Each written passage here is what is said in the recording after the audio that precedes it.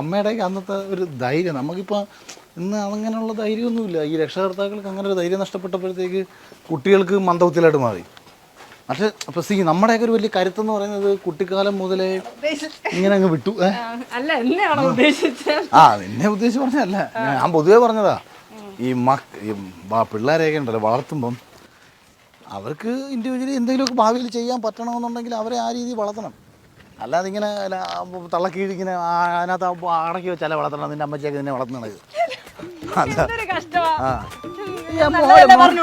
ഒരിക്കൽ പാരാത്രിക്ക് എന്നെ വിളിച്ച് പറയുന്നു, മോള് കരയുന്നു, നീ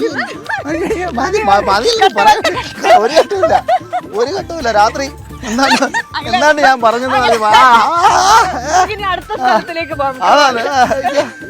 അത് ഞാൻ പറയും. ദുബായ് പോലീസിൽ ദുബായ് പോലീസിൽ നേഴ്സായിട്ടിരിക്കുന്ന അവര് രാത്രി എന്ത് മോള് കരയുന്നുണ്ട്.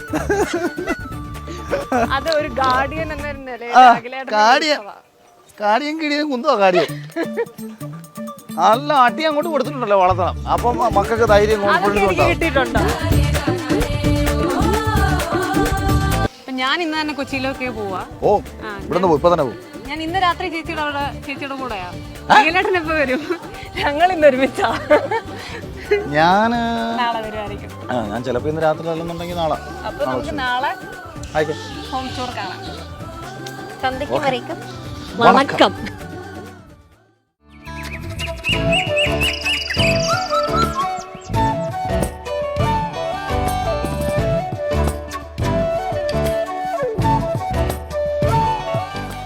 Welcome back. This is Behind Woods Presents Akhil Mara's home tour supported by Neeto's Academy. So, കൊല്ലത്തെ വിശേഷങ്ങളെല്ലാം കണ്ടല്ലോ. ഇപ്പൊ ഞാൻ നിൽക്കുന്നത് കൊച്ചിയിലാണ്. നമ്മളെത്തി DD Misty Hills'ല് അഖിലേട്ടന്റെ വീട്ടിലേക്ക് നമുക്ക് ഒരുമിച്ച് പോവാം. So, let's go.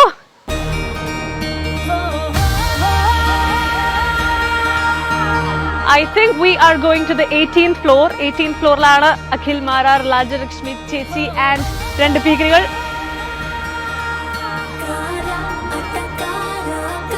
തോന്നക്കൽ പഞ്ചായത്തെ ഓരോ അരിമണിയും അരിച്ച് പറക്കുന്നത് പോലെ ഞാൻ അഖിലേട്ടൻ്റെ വീട്ടിലേക്കും പോവാണ്. അവിടുത്തെ ഓരോ മുക്കും കോണിയും എല്ലാം അരിച്ച് പറക്കാൻ. സോ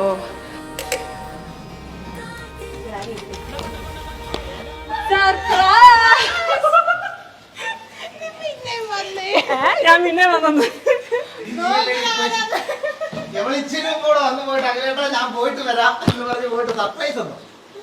അല്ലെങ്കിൽ പിന്നെ നിങ്ങൾ വീട്ടിൽ ഇതല്ലേ ഇട്ടോണ്ടിരിക്കുന്നത്. കുറച്ചു നേരം മുന്നേ തോർത്ത് മാത്രം കൊടുത്ത് ഇവിടെ നിന്നപ്പോ ഞാൻ പറഞ്ഞ തോർത്തൊന്നും ഊരി പോവല്ലേ. ഹലോ